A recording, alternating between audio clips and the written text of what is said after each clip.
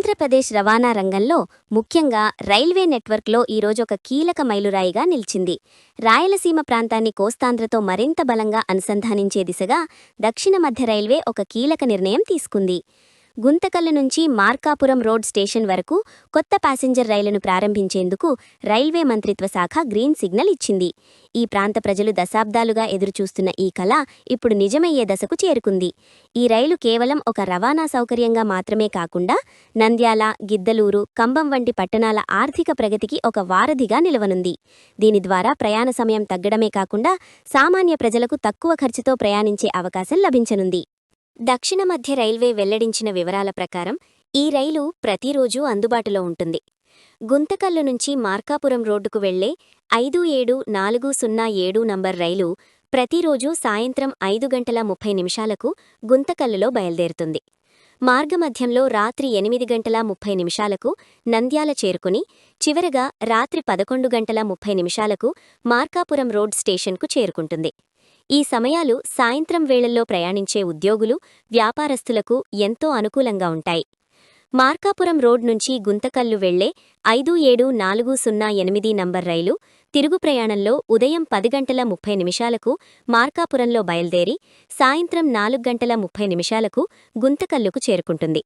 ఈ షెడ్యూల్ పగటిపూట ప్రయాణించేవారికి, ముఖ్యంగా వైద్య అవసరాలు, కోర్టు పనులు లేదా ఇతర పరిపాలనా పనుల కోసం వెళ్లేవారికి చాలా ఉపయోగకరంగా ఉంటుంది. ఈ రైలు కేవలం పెద్ద పట్టణాలకే పరిమితం కాకుండా మార్గమధ్యంలో ఉన్న అనేక చిన్న స్టేషన్లలో కూడా ఆగడం విశేషం.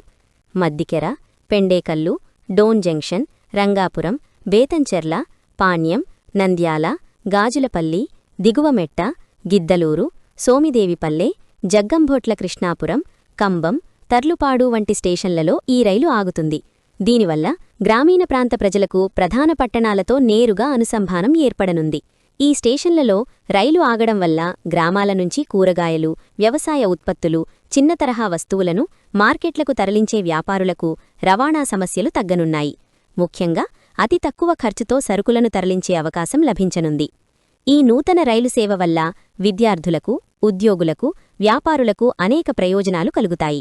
నంద్యాల, గుంతకల్లు వంటి పట్టణాల్లో ఉన్న విద్యాసంస్థలకు వెళ్లే విద్యార్థులు తక్కువ ఖర్చుతో సురక్షితంగా ప్రయాణించగలుగుతారు. అలాగే రాయలసీమ నుంచి మార్కాపురం వరకు వ్యాపార సంబంధాలు మరింత బలపడతాయి.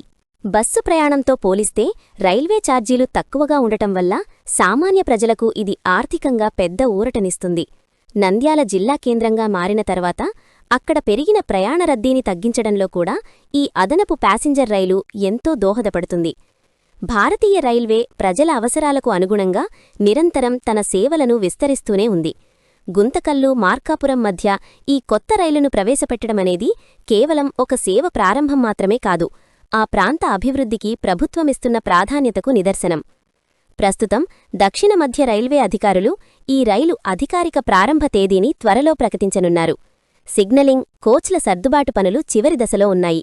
ఈ కొత్త సౌకర్యాన్ని ప్రజలు సద్వినియోగం చేసుకుంటూ రైల్వే ఆస్తులను కాపాడుకుంటూ ప్రయాణాన్ని సుఖమయం చేసుకోవాలని ఆశిద్దాం.